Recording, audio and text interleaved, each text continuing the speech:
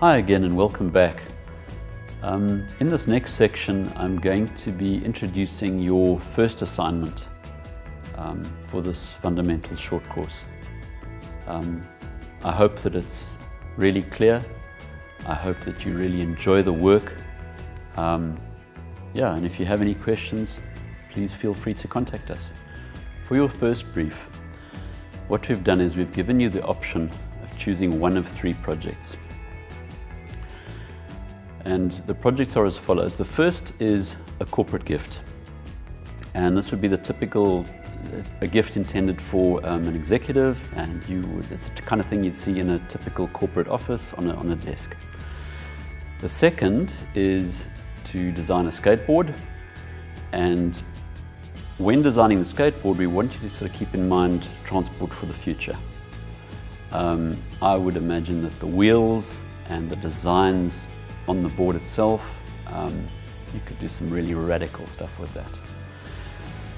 The last option is to choose an existing board game, something like Monopoly for example, and gut it, review it really well, and make it contemporary. So redesign the pieces, redesign the graphics, look at the materials that are used, dissect it and redo it in a way that you make the game contemporary. With this first project, we're also wanting you to explore materials and materiality. And you need to come away at the end of this project having understood the difference between opaque, translucent and transparent materials.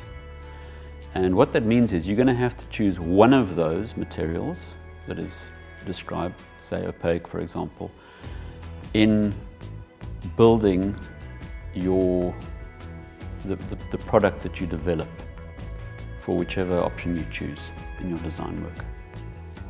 In order to answer your first brief, you're going to be using what we term sheet materials.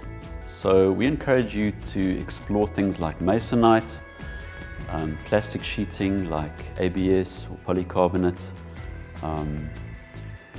You can also look at glass.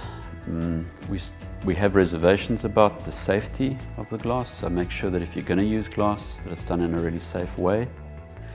And you're going to need to use these sheet materials in building your prototypes.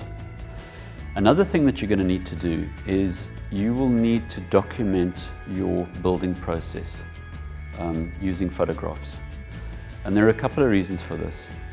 The one is we would like to see that you have indeed done the work yourself.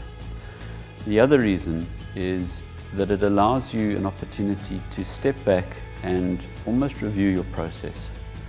And we believe that this is the start of you learning to manage the design process, and this is why it's important. For your final submission, at the end of week 8, you will need to upload your assignment as a PDF format document via Offsite. We have suggested a naming convention, and we would appreciate it if you follow that convention, as it enables us to get your results back to you timeously. We have also put together a list of recommendations that we would like you to follow when you are answering your assignment. Your digital portfolio should include the following headings: an introduction to the brief, highlighting elements that you believe are the most important, scanned images of all your sketching, including your rough drawings and your doodles. If you've made any sketch models, please include these as well, along with renderings and any other imagery that you need to support your assignment. A short half-page design rationale where you describe your own approach and explain clearly why you choose this approach. A short description of the materials you chose and why you chose them. A short description of the manufacturing processes that you chose and your reasons for doing so. Your technical drawings showing at least a front, side and plan view of whichever project you have chosen for your assignment. These drawings need to be drawn at full scale or scale 1:1. And then lastly, your portfolio covers.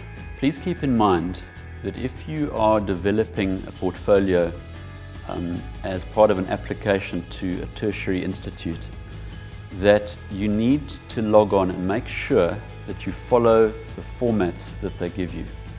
So for example, many of the institutions require an A2 portfolio, but check that because these criteria do change from time to time. And if that is what you need, you will then need to bind what you have submitted to us digitally. You will need to print it and bind it for submission as part of your application for tertiary education. Many thanks.